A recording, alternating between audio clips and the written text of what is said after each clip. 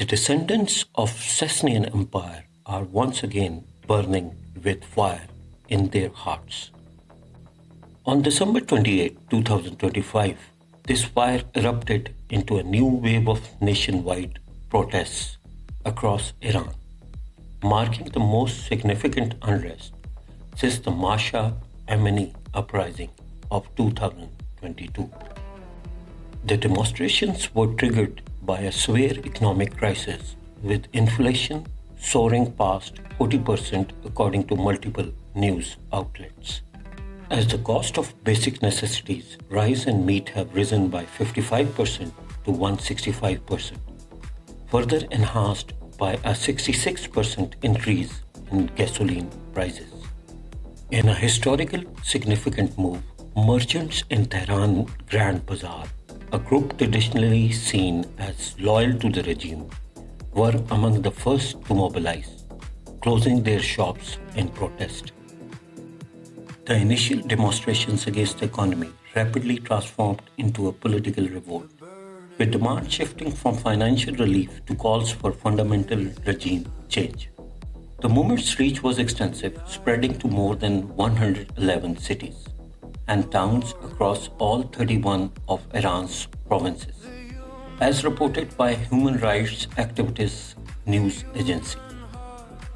Major cities including Tehran, Mashhad, and Isfahan have become epicenters of dissent, with crowds using tactics like street blockades and bonfires to make their voices heard. The government is responding by imposing a near total internet and communications blackout, attempting to disrupt coordination and conceal the scale of the crackdown.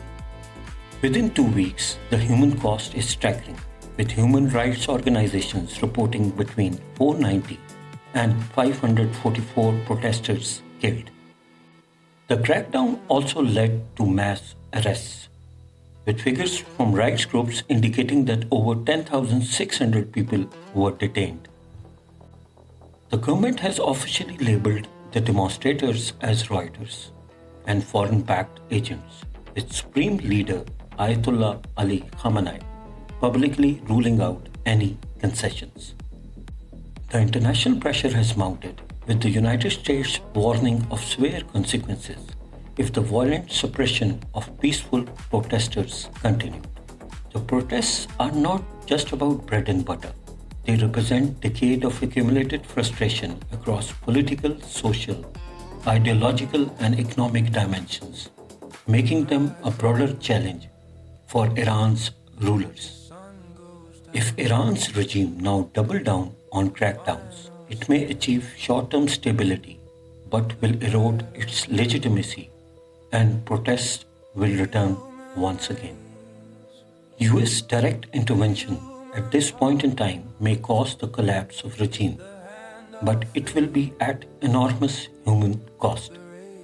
The best course of action for Iran clerics is balanced strategy to de-escalate force, initiate dialogue with protesters, provide immediate economic relief, and commit to rule of law processes, and build legitimacy over time through adaptation to will of people.